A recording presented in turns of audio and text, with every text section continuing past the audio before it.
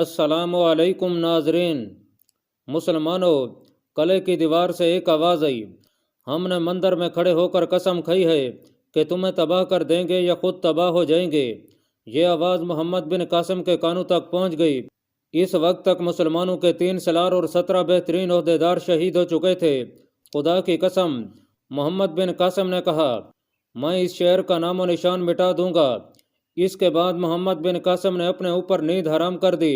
17 دن لڑائی جاری رہی۔ 18ویں صبح کے دروازے کھلے اور فوج باہر نکلی۔ یہ خاص طور پر نظر آیا کہ اس فوج میں پہلے والا جوش و خروش نہیں تھا۔ ایک مسلمان دستہ آگے بڑھا تو قلعے کی فوج کی پچھلی صف کے آدمی قلعے کے اندر بھاگ گئے۔ محمد بن قاسم نے بھانپ لیا کہ دشمن میں کوئی نہ کوئی کمزوری پیدا ہو گئی ہے۔ اس میں دم خم نہیں رہا تھا۔ محمد بن قاسم نے شدید ہلہ بولنے کا حکم دے دیا۔ سالاروں نے تنظیم اور ترتیب کو توڑے بغیر ہلہ بولا۔ دشمن دروازوں کی طرف دوڑا۔ تیر اندازوں کو کہا گیا کہ وہ دیواروں پر تیر اندازی کریں۔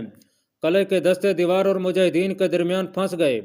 ان میں سے جنہیں موقع ملتا وہ دروازوں میں داخل ہوتے تھے۔ ان کے ساتھ مسلمان بھی قلعے میں داخل ہونے لگے۔ آخر مسلمان فوج کے کئی دستے اندر چلے گئے۔ یہ دیکھ کر دیواروں پر جو شہری تیر چلا رہے تھے وہ بھاگ اٹھے۔ کچھ دیر قلعے کے اندر لڑائی ہوئی، لیکن قلعے کی بچی کچی فوج نے ہتھیار ڈال دیے اور پتہ چلا کہ قلعے کا حاکم بجرا رات کو اپنے خاندان سمیت قلعے سے فرار ہو گیا تھا۔ فوج کو صبح دوسرے کمانڈروں نے قلعے سے نکل کر لڑنے کا حکم دیا تھا، لیکن سپاہی لڑنے پر آمادہ نہیں تھے۔ قلعے کی آدھی سے زیادہ فوج 17 دنوں میں ماری جا چکی تھی۔ بلازری نے لکھا ہے کہ محمد بن قاسم کے 215 سپاہی، 17 عہدیدار اور 3 سالار شہید ہوئے تھے۔ کسی بھی تاریخ میں شہید ہونے والے سالاروں کا نام نہیں لکھا۔ محمد بن قاسم نے حکم دیا کہ تمام فوجیوں اور شہریوں کو گرفتار کر لیا جائے۔ اس حکم کی تعمیل فوراً کی گئی۔ عورتوں اور بچوں کو الگ کر لیا گیا۔ محمد بن قاسم نے دوسرا حکم یہ دیا کہ اس شہر اور شہر پناہ کو ملبے کا ڈھیر بنا دیا جائے۔ اس طرح اس شہر کا نام و نشان اسی دور میں مٹ گیا تھا، لیکن شہر کی تباہی نے ہندوستان میں دور دور تک تہلکہ مچا دیا۔ راجوں اور مہاراجوں پر لرزہ طاری ہو گیا۔ مسلمانوں کے ہاتھوں سکہ کی تباہی نے ہندوستان کے مہاراجوں کو لرزہ براندام کر دیا تھا۔ ان کے لیے بہتر یہی تھا کہ وہ محمد بن قاسم کے خلاف متحدہ محاذ بنا لیتے، لیکن وہ اب اپنے اپنے فیصلے خود ہی کرنا چاہتے تھے۔ محمد بن قاسم گھوڑے پر سوار ہوا۔ اس نے گھوڑے کا رخ دریا کی طرف کر دیا۔ یہ دریائے چناب تھا جو سکہ اور ملتان کے درمیان حائل تھا۔ اگر درمیان میں دریا نہ ہوتا تو ملتان اور سکہ ایک ہی شہر ہوتے۔ اصل شہر تو ملتان تھا۔ ملتان کا قلعہ بہت مضبوط تھا۔ ابھی یہ معلوم کرنا تھا کہ یہ قلعہ کتنا مضبوط ہے، اس کی ساخت کیسی ہے اور اس کے اندر فوج کتنی ہے۔ سکہ کی فوج کے اگلے ہی روز جاسوسوں کو ملتان بھیج دیا گیا تھا۔ یہ جاسوس مقامی لوگ تھے اور یہ مسلمان کے پکے وفادار تھے۔ ان میں زیادہ تر موقع کے دیے ہوئے آدمی تھے۔ موقع اپنی فوج کے ساتھ محمد بن قاسم کے ساتھ تھا۔ موقع کی فوج زیادہ تو نہیں تھی، لیکن مقامی ہونے کی وجہ سے یہ بڑی کرامت ثابت ہو رہی تھی۔ یہ جاسوس واپس آ گئے۔ یہ آدمی سکہ سے بھاگے ہوئے لوگوں کے بہروپ میں ملتان کے قلعے کے اندر چلے گئے تھے۔ انہوں نے مصیبت کے مرے ہوئے لوگوں جیسی اداکاری کی تھی۔ ایک تو انہوں نے یہ معلوم کیا کہ ملتان کے قلعے میں کتنی فوج ہے اور قلعے کا دفاع کیسا ہے۔ قلعے میں یہ خبر پھیل گئی تھی کہ سکہ کا حاکم بجرا بھی فرار ہو کر ملتان میں آ گیا ہے۔ اس خبر نے بھی ملتان کی فوج میں خوف پھیلا دیا تھا، لیکن بجرا خوف زدہ نہیں تھا۔ ملتان کا حاکم راجہ کورسیا تھا۔ کورسیا دہر کا بھتیجا تھا۔ وہ دہر کے بھائی چندر کا بیٹا تھا۔ بجرا کورسیا کا حوصلہ مضبوط کر رہا تھا۔ بجرا اور کورسیا نے قلعے کے دفاعی انتظامات کو اور زیادہ مضبوط بنانا شروع کر دیا۔ تاریخوں میں لکھا ہے کہ محمد بن قاسم کو اطلاع دی گئی کہ ملتان کے قلعے پر چھوٹی چھوٹی منجنیقیں رکھی ہوئی ہیں جن سے چھوٹے سائز کے پتھر پھینکے جاتے ہیں۔ جاسوسوں نے یہ خاص طور پر دیکھا کہ ملتان کی فوج کے پاس آگ والے تیر نہیں تھے۔ سکہ کو چونکہ زمین کے ساتھ ملا دیا گیا تھا، اس لیے وہاں ایسی ضرورت نہیں تھی کہ شہری انتظامات کے لیے حاکم اور عمال مقرر کیے جاتے۔ محمد بن قاسم نے رات کے وقت دریا پر کشتیوں کا پل بنوا دیا۔ جب یہ پل بنا جا رہا تھا اس وقت مجاہدین کا ایک دستہ کشتیوں کے ذریعے دریا کے پار چلا گیا تھا۔ یہ ایک حفاظتی انتظام تھا۔ خطرہ تھا کہ کشتیوں کا پل بنانے کے دوران دشمن حملہ کر دے گا۔ صبح طلوع ہوئی تو مجاہدین کا آدھے سے زیادہ لشکر دریا پار کر چکا تھا۔ منجنیقیں بڑی کشتیوں پر لے جائی جا رہی تھیں۔ محمد بن قاسم نے حکم دیا کہ ملتان سے تھوڑی دور خیمہ گاہ بنا لی جائے۔ محمد بن قاسم خود دریا کے کنارے کھڑا اپنے لشکر کو کشتیوں کے پل سے گزرتے دیکھ رہا تھا اور اس کا جو لشکر پار چلا گیا تھا اس نے ایک طرف خیمے گاڑنے شروع کر دیے تھے۔ ملتان شہر میں اس خبر نے ہڑبہنگ بپا کر دی کہ مسلمانوں کی فوج آ گئی ہے۔ بجرا اور کورسیا دوڑتے نکلے اور شہر کی دیوار پر چڑھ گئے۔ انہوں نے دیکھا کہ مسلمان خیمے گاڑ رہے تھے۔ میں حکم دیتا ہوں کہ قلعے کے دروازے مضبوطی سے بند کر دیے جائیں، کورسیا نے کہا، اور ہر دروازے کی حفاظت پر جو سپاہی ہوں ان کی تعداد دگنی کر دی جائے۔ نہیں کورسیا، بجرا نے کہا، ہم مسلمانوں کو اتنی مہلت نہیں دیں گے کہ وہ قلعے کا محاصرہ کر سکیں۔ ہم انہیں قلعے سے دور ختم کر دیں گے۔ ہم ان پر باہر نکل کر حملہ کریں گے۔ فوج کو تیاری کا حکم دے دو اور سارے شہر میں اعلان کر دو کہ مسلمانوں کا لشکر آ گیا ہے، اور وہ تمام آدمی جو تیر اندازی اور برچیاں نشانے پر پھینکنے کا تجربہ رکھتے ہیں وہ شہر کی دیوار پر پہنچ جائیں، اور وہ تمام لوگ جو گھڑ سواری اور تیغ زنی کا تجربہ رکھتے ہیں وہ قلعے کے صدر دروازے کے قریب اکٹھے ہو جائیں۔ شہر میں نعرے بجنے لگے اور مسلمانوں کی آمد کی اطلاع اور کورسیاں کے احکام بڑی بلند آواز سے سنائی دینے لگے۔ شہر کے لوگ ادھر ادھر بھاگ دوڑ رہے تھے اور فوج بڑی تیزی سے تیار ہو رہی تھی۔ ادھر مجاہدین کے لشکر نے دریا پار کر لیا تھا اور خیمے گڑھے جا رہے تھے۔ ملتان کے قلعے کا ایک دروازہ کھلا اور فوج کے سوار دستے باہر نکلنے لگے۔ ان کے باہر نکلنے کی رفتار خاصی تیز تھی۔ باہر نکل کر یہ سوار دستے لڑائی کی ترتیب میں ہو رہے تھے۔ مسلمان ابھی خیمہ گاہ کی تنصیب میں مصروف تھے۔ ملتان کی جو فوج بہ رہی تھی اس کی کمان بجرا کے ہاتھ میں تھی۔ وہ للکار کر قلعے سے باہر آیا تھا کہ مسلمانوں کو ایک ہی حلے میں ختم کر دے گا۔ کورسیا اور بجرا نے مسلمانوں پر حملہ کرنے کا موقع نہایت اچھا دیکھا تھا۔ مسلمان ابھی خیمے گاڑ رہے تھے۔ رات کو وہ دریا عبور کرتے رہے تھے، اس لیے ایک پل بھی سو نہیں سکے تھے۔ محمد بن قاسم نے یہ تمام کر رکھا تھا کہ زیادہ نفری والے ایک دستے کو خیمہ گاہ کی حفاظت کے لیے مقرر کر دیا تھا۔ یہ دستہ تیاری کی حالت میں قلعے اور خیمہ گاہ کے درمیان موجود تھا۔ بجرا نے اپنے سواروں کو حملے کے لیے ایڑ لگانے کا حکم دے دیا۔ ان سواروں کی تعداد مسلمانوں کے اس دستے سے دگنا تھی جو خیمہ گاہ کی حفاظت کے لیے موجود تھا۔ محمد بن قاسم نے دشمن کے گھوڑوں کو طوفان کی طرح آتے دیکھا تو اس نے محسوس کر لیا کہ اس کا حفاظتی دستہ جس میں سوار بھی تھے پیادے بھی اس حملے کو روک نہیں سکے گا۔ اس نے حکم دیا کہ جو کوئی جس حالت میں ہے ہتھیار لے کر لڑائی کی ترتیب میں آ جائے۔ حملہ آور زیادہ تیز تھے۔ مجاہدین ابھی گھوڑوں پر زینے کس رہے تھے کہ ملتان کے دستے خیمہ گاہ کے حفاظتی دستے تک آن پہنچے اور سندھ کی جنگ کا ایک اور خون ریز معرکہ شروع ہو گیا۔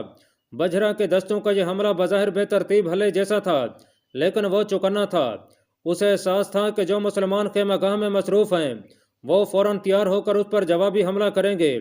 اس نے اپنے کمانڈروں کو پہلے ہی کہہ دیا تھا کہ مسلمان پیچھے ہٹنے لگیں تو اپنے دستوں کو ان کے تعاقب میں نہ جانے دیں، ورنہ مسلمانوں کے گھیرے میں آ جائیں گے۔ محمد بن قاسم کے ایک بار تو ہوش اڑ گئے۔ اسے معلوم تھا کہ قلعے میں خاصی زیادہ فوج ہے۔ اگر حملہ آور اس کے مجاہدین پر غالب آ گئے تو قلعے سے دشمن کے مزید دستے باہر آ جائیں گے اور لڑائی میں شامل ہو کر جنگ کا پانسا اپنے حق میں پلٹ دیں گے۔ ایک مسئلہ یہ بھی تھا کہ عرب سے ابھی کمک نہیں پہنچی تھی۔ خیمہ گاہ والی فوج تیار ہو گئی۔ حملہ آور خیمہ گاہ کے حفاظتی دستے پر غالب آ رہے تھے۔ محمد بن قاسم نے اپنے آپ کو سنبھال لیا اور سالاروں سے کہا کہ وہ حملہ آوروں کے عقب میں جانے کی کوشش کریں اور دونوں پہلوؤں سے بھی دشمن پر حملہ کریں۔ سالاروں نے بڑی عجلت میں اپنے دستوں کو گھیرا ڈالنے کی ترتیب میں کیا اور حملے کے لیے آگے بڑھے۔ بجرا نے دیکھا تو اس نے چلا چلا کر اپنے دستوں کو پیچھے ہٹانا شروع کر دیا۔ ان کے پیچھے جاؤ، محمد بن قاسم نے حکم دیا۔ انہیں پیچھے ہٹنے کی مہلت نہ دو۔ محمد بن قاسم کے احکام قاصدوں کے ذریعے سالاروں تک پہنچ رہے تھے۔ یہ قاصد اس کام کے ماہر تھے۔ وہ گھمسان کی گتھم گتھا لڑائی میں بھی پیغام پہنچا دیا کرتے تھے۔ مجاہدین کے دستے دشمن کو گھیرے میں لینے کے لیے دور سے پہلو کی طرف ہو رہے تھے، لیکن بجرا اپنے دستوں کو پیچھے ہٹا رہا تھا۔ پیچھے ہٹتے ہٹتے بجرا کے دستے قلعے کے قریب پہنچ گئے۔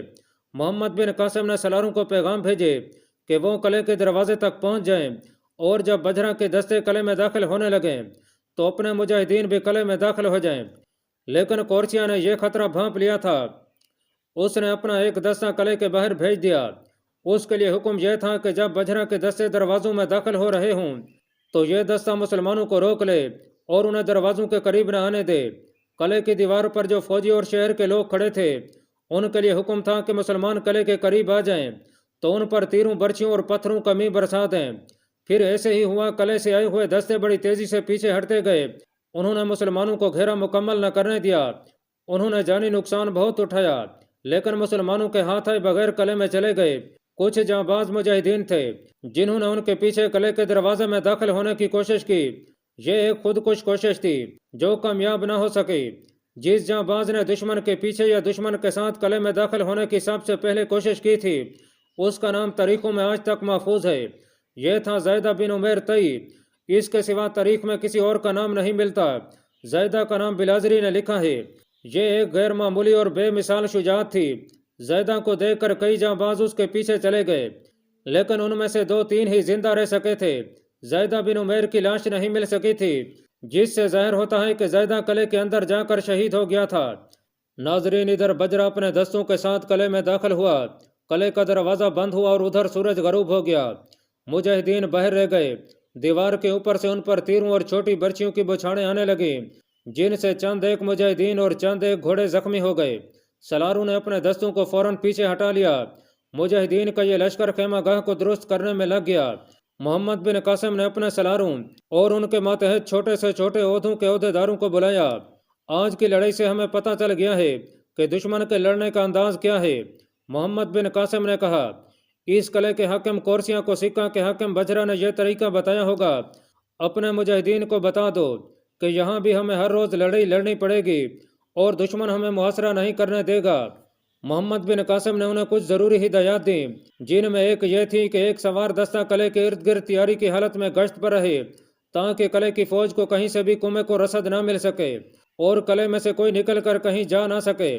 اس دستے کو یہ حکم بھی دیا گیا کہ لڑائی کی صورت میں اس دستے کا سالار محسوس کرے کہ لڑائی میں مدد کی ضرورت ہے تو وہ خود فیصلہ کرے اور محمد بن قاسم کے حکم کا انتظار کیے بغیر ہی آدھی نفری مدد کے طور پر بھیج دے۔ میرے عزیز رفیقو، محمد بن قاسم نے جنگی نوعیت کی ہدایات اور احکام دے کر کہا، اپنے دستوں سے کہنا کہ یہ ہے وہ منزل جس تک ہم بخیر و خوبی پہنچ گئے تو ہمارے لیے ہندوستان کا دروازہ کھل جائے گا۔ ناظرین، میر معصوم لکھتا ہے کہ محمد بن قاسم بولتے بولتے جذباتی سا ہو گیا اور اس کے چہرے پر ہلکی سی سرخی آ گئی۔ اس نے کہا کہ ملتان اسلام کی روشنی کا مینار ہوگا۔ کفر کے اندھیروں میں بھٹکنے والے مسافر اس مینار کی روشنی سے رہنمائی حاصل کریں گے اور یہ روشنی قیامت تک اللہ تعالیٰ کا نور بکھیرتی رہے گی۔ آنے والی نسلیں اور ان کے بعد آنے والی نسلیں ملتان کے نام کے ساتھ تمہیں بھی یاد کریں گی۔ اپنے مجاہدین سے کہہ دو کہ ہم ملتان نہ لے سکے تو اپنی جانیں دے دیں گے، پیچھے نہیں ہٹیں گے۔ مجاہدین کو بتا دو کہ جنت کا دروازہ آگے ہے اور پیچھے دوزخ کا منہ کھلا ہوا ہے۔ ہمارے لیے یہ حکم الہی ہے کہ ہم آگے بڑھیں اور اپنے لہو کے چمکتے ہوئے قطروں سے کفرستان میں اللہ تعالیٰ کا نور بکھیریں۔ ہم واپس جانے کے لیے نہیں آئے، یہی ہمارا مقدر ہے اور یہ ایک درخشاں مقدر ہے۔ ہم سب خوش نصیب ہیں کہ اللہ تبارک و تعالیٰ نے یہ سعادت ہمیں عطا فرمائی ہے کہ یہ مقدس فریضہ ہم پائے تکمیل تک پہنچائیں۔ ناظرین، رات کو ہی سالاروں نے اپنے دستوں کو اکٹھا کر کے محمد بن قاسم کا پیغام ان تک پہنچا دیا تھا۔ فجر کی اذان ایک مجاہد نے ایک ٹیکری پر کھڑے ہو کر دی۔ اس اذان میں کوئی اور ہی تاثر تھا۔ سحری کے سناٹے میں اذان کی مقدس صدا تیرتی ہوئی ملتان کے قلعے کی دیواروں سے ٹکرا رہی تھی۔ اللہ تعالیٰ کا یہ پیغام قلعے کے بند دروازوں کے اندر بھی سنائی دے رہا تھا۔ تھکے ماندے مجاہدین نماز کے لیے تیار ہونے لگے۔ کچھ دیر بعد تمام لشکر با جماعت کھڑا ہو گیا اور محمد بن قاسم کی امامت میں نماز پڑھی۔ نماز کے فوراً بعد کچھ کھا پی کر مجاہدین قلعے کو محاصرے میں لینے کے لیے تیار ہو گئے۔ سالاروں نے اپنے اپنے دستوں کو اس ترتیب میں کر لیا جو انہیں بتائی گئی تھی۔ جب دستے قلعے کی طرف چلے تو مجاہدین کی مستورات اور بچوں نے ہاتھ پھیلا کر انہیں دعاؤں سے رخصت کیا۔ سورج کی پہلی کرنیں نمودار ہوئیں۔ مجاہدین ابھی تھوڑی دور گئے تھے کہ قلعے کے اس طرف والے 2 دروازے کھلے اور قلعے کی فوج کے کچھ دستے بڑی تیزی سے باہر آئے۔ باہر آتے ہی وہ لڑائی کی ترتیب میں ہوتے چلے گئے۔ اس روز بھی ان دستوں کا کمانڈر بجرا تھا۔ قلعے کی دیوار کے اوپر انسانی دیوار کھڑی تھی۔ یہ تیر اندازوں اور برچی پھینکنے والوں کا ہجوم تھا۔ باہر آنے والے دستوں اور دیوار کے اوپر کھڑے انسانوں کا انداز اور ان کے جے کار بتا رہے تھے کہ وہ شکست تسلیم کرنے کو تیار نہیں۔ پچھلے دنوں کی طرح اس قلعے کی دیوار کے اوپر سے بھی مسلمانوں پر طنز اور دشنام کے تیر آنے لگے۔ ہندو مسلمانوں کا مذاق اڑا رہے تھے۔ مجاہدین کا ایک سوار دستہ دور کا چکر کاٹ کر قلعے کی پچھلی طرف جا رہا تھا۔ محمد بن قاسم نے اپنے سالاروں سے پہلے ہی کہہ دیا تھا کہ دستوں کو لڑائی میں زیادہ نہیں الجھانا، اس کی بجائے دفاعی طریقہ اختیار کرنا اور دشمن کے لیے موقع پیدا کرتے رہنا کہ وہ آگے بڑھ بڑھ کر حملے کریں۔ محمد بن قاسم کا مقصد یہ تھا کہ دشمن اپنی طاقت ضائع کرتا رہے۔ اسلام کا یہ کم سن سالار اس جنگ کو تول دینا چاہتا تھا۔ اس نے اپنے دستوں کو پھیلا رکھا تھا تاکہ ان کے مطابق دشمن کو بھی پھیلنا پڑے اور جہاں موقع نظر آئے پہلو سے اس پر شدید حملہ کر دیا جائے۔ سورج غروب ہونے سے پہلے تک لڑائی جاری رہی۔ مسلمانوں نے اپنا انداز دفاعی رکھا، محتاط ہو کر لڑتے بھی رہے۔ یہاں بھی وہی دشواری تھی جو پہلے قلعوں میں پیش آئی تھی۔ وہ یہ تھی کہ دشمن کے حق میں نہیں جایا جا سکتا تھا کیونکہ پیچھے قلعے کی دیوار تھی اور دیوار پر تیر انداز اور برچھی انداز ہجوم کی صورت میں کھڑے تھے۔ ان کی وجہ سے دشمن کا عقب محفوظ تھا۔ قلعے کے تمام دستے واپس چلے گئے۔ محمد بن قاسم نے خود میدان جنگ میں گھوم پھر کر دشمن کے نقصان کا اندازہ لگایا اور اپنے دستوں کا نقصان بھی دیکھا۔ تقریباً تمام مورخوں نے لکھا ہے کہ اس روز قلعے کی فوج کا جانی نقصان خاصا زیادہ تھا اور زخمیوں کی تعداد تو اور ہی زیادہ تھی۔ اس کے مقابلے میں مجاہدین کا جانی نقصان نہایت معمولی تھا۔ زخمیوں کی تعداد ذرا زیادہ تھی لیکن زخم شدید نہیں تھے۔ محمد بن قاسم نے جب دشمن کے اور اپنے نقصان کے تناسب کو دیکھا تو وہ بہت خوش ہوا کہ اس کی چال کامیاب رہی۔ اس نے اس رات سالاروں کو اکٹھا کر کے کہا کہ ہر روز لڑنے کا یہی طریقہ اختیار کریں، دشمن کو دھوکے میں رکھیں کہ ہم تھکے ہوئے ہیں اور اسے یہ تاثر دیتے رہیں جیسے ہم شدید حملہ برداشت نہیں کریں گے اور بھاگ اٹھیں گے۔ اس طرح دشمن تابڑ توڑ حملے کرتا رہے گا اور اس کی طاقت زائل ہوتی رہے گی۔ محمد بن قاسم کی اس چال نے ملتان کی فوج کو بہت نقصان پہنچایا۔ ہر روز وہ بہت سی لاشوں اور زخمیوں کو باہر چھوڑ کر قلعے میں واپس چلے جاتے تھے۔ مجاہدین دشمن کے زخمیوں کو پکڑ کر لاتے تھے لیکن ایسے زخمیوں کو وہ نہیں اٹھاتے تھے جن کے متعلق یقین ہو جاتا تھا کہ وہ مر جائیں گے۔ دشمن کی لاشیں مسلمانوں کو اٹھا کر ایک وسیع گڑھے میں دفن کرنی پڑتی تھیں۔ اگر نہ کرتے تو یہ گل سڑ کر بہت بدبو پیدا کرتی تھیں۔ یہ لڑائی مسلسل 2 مہینے ہوتی رہی۔ پورے 2 مہینے مسلمانوں کے لڑنے کا انداز وہی رہا جو پہلے روز تھا۔ ناظرین، 2 مہینوں بعد دشمن اس حالت میں آ گیا جس حالت میں محمد بن قاسم اسے لانا چاہتا تھا۔ محمد بن قاسم کے اندازے کے مطابق قلعے کی فوج کی تقریباً آدھی نفری ماری جا چکی تھی، پھر بھی قلعے میں بہت فوج موجود تھی اور شہری بھی لڑنے کے لیے تیار تھے۔ کورسیاں اور بجرا کو یہ احساس تھا کہ ملتان ہاتھ سے نکل گیا تو نہ صرف یہ کہ سندھ ہمیشہ کے لیے مسلمانوں کا ملک بن جائے گا بلکہ یہ بھی ہوگا کہ مسلمان اسلام کا پرچم ہندوستان میں بہت دور تک لے جانے میں کامیاب ہو جائیں گے۔ اس لیے قلعے کے یہ دونوں حاکم ملتان کو مسلمانوں سے بچانے کے لیے بڑی سے بڑی قربانی دینے کے لیے تیار تھے۔ 2 مہینوں بعد قلعے کی فوج نے باہر آ کر لڑنا چھوڑ دیا۔ محمد بن قاسم نے 2 دن انتظار کیا، دشمن باہر نہ آیا۔ تیسری صبح محمد بن قاسم نے قلعے کو محاصرے میں لینے کا حکم دیا۔ نہایت تیزی سے دستے قلعے کے ارد گرد پھیل گئے۔ ہر دروازے کے بالمقابل اتنے فاصلے پر جہاں تک تیر نہیں پہنچ سکتے تھے دستوں نے جا کر جگہ سنبھال لی۔ محمد بن قاسم کو پہلے اطلاع مل چکی تھی کہ اس قلعے میں چھوٹے سائز کی منجنیقیں ہیں جن سے سنگ باری کی جاتی ہے۔ مسلمانوں نے جب قلعے کا محاصرہ کیا تو دیواروں پر منجنیقیں نظر آنے لگیں، پھر ان منجنیقوں سے پتھر اڑنے لگے۔ چونکہ منجنیقیں چھوٹی تھیں اس لیے ان سے چھوٹے پتھر پھینکے جاتے تھے۔ مسلمان پتھروں کی زد سے پیچھے ہو گئے۔ اس سنگ باری کے جواب میں محمد بن قاسم اپنی بڑی منجنیقوں سے بڑے سائز کے پتھر پھینک کر شہر کو لرزہ بر اندام کر سکتا تھا، لیکن اس نے منجنیقوں کا استعمال سے اس لیے اجتناب کیا کہ سنگ باری سے زیادہ نقصان شہریوں کو پہنچے گا اور بچے بھی مارے جائیں گے۔ منجنیقوں کا استعمال اس وقت کرنا تھا جب کوئی اور چارہ نہ رہتا۔ محمد بن قاسم قلعے کے ارد گرد گھومتا پھرتا رہا۔ وہ دیوار میں کوئی کمزور جگہ دیکھ رہا تھا لیکن کوئی ایسی جگہ نظر نہیں آ رہی تھی۔ تھوڑے تھوڑے وقفے سے تیر اندازوں کے جیش آگے جاتے اور دیوار کے اوپر کھڑے آدمیوں پر بڑی تیزی سے تیر چلاتے تھے۔ ان سے دشمن کے کچھ آدمی مارے تو جاتے تھے لیکن دشمن کے لیے یہ کوئی ایسا نقصان نہیں تھا جو قلعے کے دفاع کو کمزور کر دیتا۔ یہ سلسلہ کچھ دن چلتا رہا۔ ایک روز محمد بن قاسم کو یہ اطلاع دی گئی کہ اپنے پاس اناج کی کمی ہو گئی ہے۔ اناج اور خوراک کا دیگر سامان نیرون، برہمن آباد اور اروڑ میں تھا، لیکن وہ جگہ اتنی دور تھیں کہ اناج وغیرہ فوری طور پر نہیں آ سکتا تھا۔ فوج کا کوچ تو بہت تیز ہوا کرتا تھا لیکن رسد کی رفتار اتنی زیادہ تیز نہیں ہو سکتی تھی۔ رسد اونٹوں اور گاڑیوں پر لے جائی جاتی تھی، گاڑیوں کو بیل اور گدھے کھینچتے تھے۔ یہ صحیح ہے کہ رسد بہت دور پڑی تھی لیکن کسی بھی تاریخ میں یہ وجہ نہیں لکھی گئی کہ محمد بن قاسم نے پہلے ہی ایسا انتظام کیوں نہ کیا کہ ملتان کی جنگ کے دوران اناج وغیرہ منگوا لیتا۔ سالاروں نے بھی دھیان نہ دیا کہ رسد ناکافی رہ گئی ہے اور 1-2 دنوں بعد ختم ہو جائے گی۔ وجہ یہی ہو سکتی ہے کہ محمد بن قاسم اور اس کے سالار جنگ میں اتنے زیادہ الجھے رہے کہ وہ رسد کی طرف دھیان ہی نہ دے سکے۔ اناج ابھی بالکل ختم نہیں ہوا تھا۔ محمد بن قاسم نے اس کی تقسیم پر پابندی عائد کر دی۔ اس سے یہ ہوا کہ ہر مجاہد کو ہر روز آدھی خوراک ملتی تھی۔ 3 مورخوں نے لکھا ہے کہ مسلمانوں کے لشکر کے ساتھ بار برداری کے لیے گدھے بھی تھے۔ بعض مسلمانوں نے بھوک سے تنگ آ کر ان گدھوں کو ذبح کر کے کھانا شروع کر دیا۔ مشہور مورخ بلازری نے لکھا ہے کہ تنگ سی ایک نالی قلعے کی دیوار کے نیچے سے گزرتی تھی اور نیچے نیچے ہی دوسری طرف چلی جاتی تھی۔ یہ نالی شہر کے اندر ہی پانی کے ذخیرے کے لیے استعمال ہوتی تھی۔ ایک زخمی ہندو مسلمانوں کے پاس قید تھا۔ اس کے زخم ابھی ٹھیک نہیں ہوئے تھے۔ جب مسلمانوں کے ہاں خوراک کی کمی واقع ہو گئی اور ہر کسی کو، جن میں سالار بھی شامل تھے، آدھی خوراک ملنے لگی، تو قیدیوں کو بھی اس حکم کے مطابق آدھی خوراک دی جانے لگی۔ قیدی یہ سمجھے کہ انہیں قیدی ہونے کی وجہ سے خوراک تھوڑی دی جا رہی ہے۔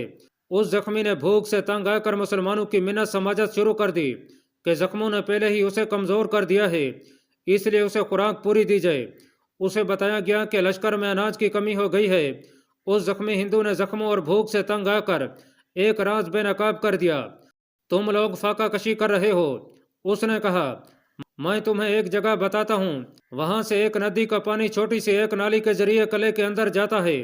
شہر کے لوگ وہی پانی پیتے ہیں اور یہی پانی جانوروں کو بھی پلایا جاتا ہے۔ چونکہ پانی اس قدرتی ذریعے سے اپنے آپ ہی مل جاتا ہے، اس لیے شہر میں کنویں بہت ہی کم ہیں۔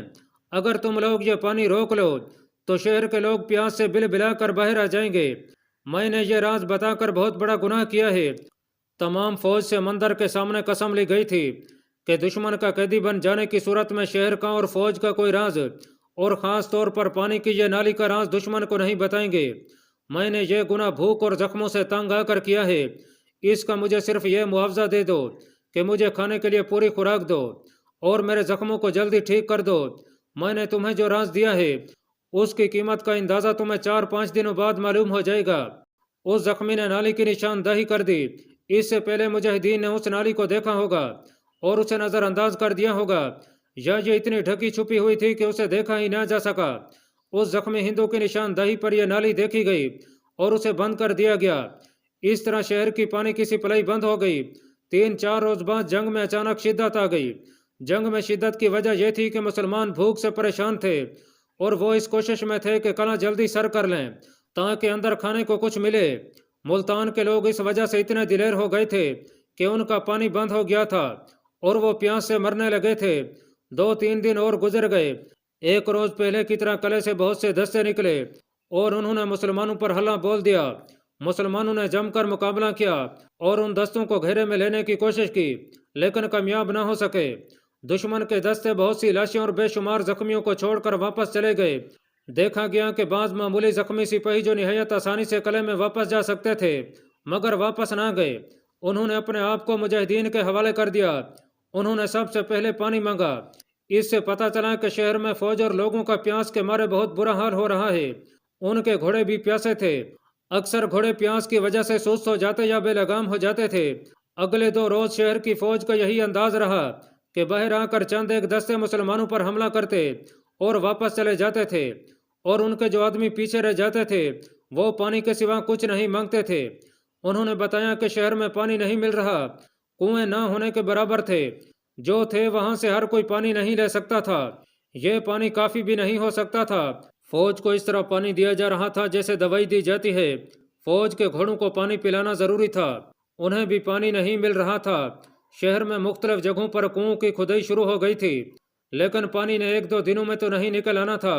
محمد بن قاسم کے لیے اپنی فوج کی خوراک مسئلہ بنی ہوئی تھی۔ تیز رفتار قاصدوں کو برہمن آباد اور اروڑ بھیج دیا گیا تھا کہ رسد بہت جلدی روانہ کی جائے۔ اب دیکھنا یہ تھا کہ پہلے مسلمان بھوک سے بے حال ہوتے ہیں یا معصور فوج پیاس سے بے حال ہو کر ہتھیار ڈالتی ہے۔ ملتانیوں کے لیے نجات کا یہی ایک راستہ تھا کہ اس شرط پر قلعے کے دروازے کھول دیتے کہ مسلمان پانی کی نالی کھول دیں۔ اس سے اگلے روز ملتان کی فوج پھر باہر نکلی اور مسلمانوں پر حملہ آور ہوئی۔ محمد بن قاسم نے اس فوج کی یہ کمزوری بھانپ لی تھی کہ سپاہی پیاسے ہیں۔ اس نے حکم دیا کہ اب جرحانہ انداز اختیار کیا جائے اور دشمن پر دائیں بائیں سے شدید حملے کیے جائیں۔ اس حکم کی تعمیل جوش و خروش سے کی گئی۔ حالانکہ مجاہدین پوری خوراک نہ ملنے کی وجہ سے نڈھال ہوئے جا رہے تھے، جذبہ تو اپنی جگہ قائم تھا، لیکن مجاہدین نے یہ بھی سوچ لیا تھا کہ وہ قلعہ سر کریں گے تو پیٹ بھر کر کھانا ملے گا۔ اللہ پاک کمی بیشی معاف فرمائے۔ اللہ آپ کا حامی و ناصر ہو، آمین۔